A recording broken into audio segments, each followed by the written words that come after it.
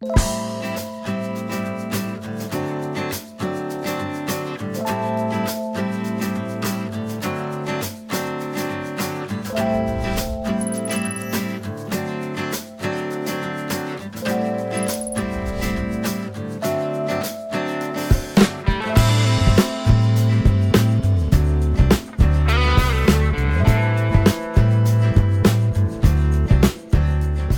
musée est vide aujourd'hui parce qu'on l'a entièrement déménagé de façon à laisser la place aux entreprises qui vont enfin commencer le chantier de rénovation du musée Ingres et qui fait que le musée se présente à nous dans un état où personne ne l'a jamais vu.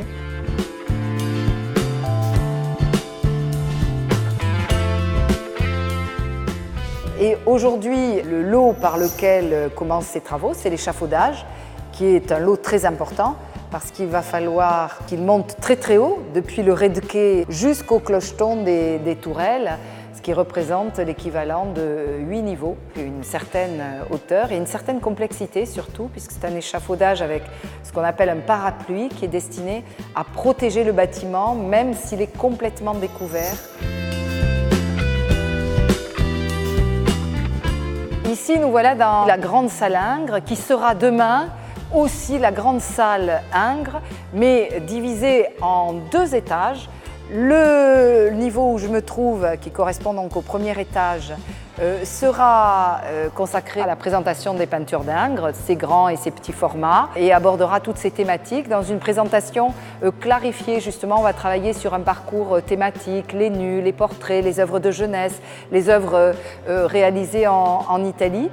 Et au-dessus, bien au-dessus de ma tête, va se trouver un plafond qui n'existe pas aujourd'hui, mais qui correspond à l'architecture du palais épiscopal à l'origine, au XVIIe siècle. Il y avait 2 niveaux. Ce 2e étage ainsi recréé servira à abriter la collection des dessins d'Ingres, qui eux aussi seront présentés de façon nouvelle, à la fois dans des vitrines et puis dans des tiroirs, permettant une consultation individuelle au choix et selon le rythme et le temps dont on dispose. Dans le premier sous-sol du musée, qui est d'ailleurs en sous-sol par rapport à la rue de l'Hôtel de Ville, mais complètement au-dessus du Tarn, ici, ce niveau accueillera les sculptures de Bourdelle, qu'on va déployer dans un espace très intéressant avec davantage de mètres carrés, si je puis dire, ce qui va nous permettre là aussi d'organiser des thématiques, d'apporter un focus sur son attention aux monuments, d'être sur les portraits, de voir son rapport à la mythologie, d'essayer de faire comprendre aussi la chronologie de sa carrière. Cette salle, ça sera le salon de thé librairie, boutique du musée, un espace et un service qui n'existent pas aujourd'hui. Ça sera un espace hors douane, c'est-à-dire on pourra s'y rendre sans s'être acquitté de son billet.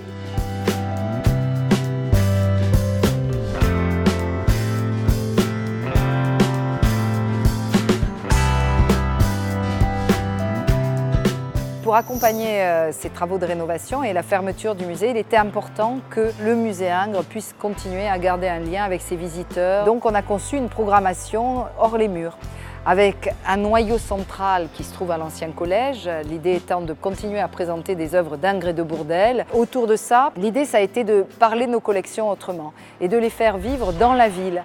Donc il y a par exemple Julien de Casabianca qui a reproduit en grand format des œuvres du musée pour les apposer sur quelques murs de la ville. Sans compter qu'on a prévu un programme d'exposition avec les collections de Montauban.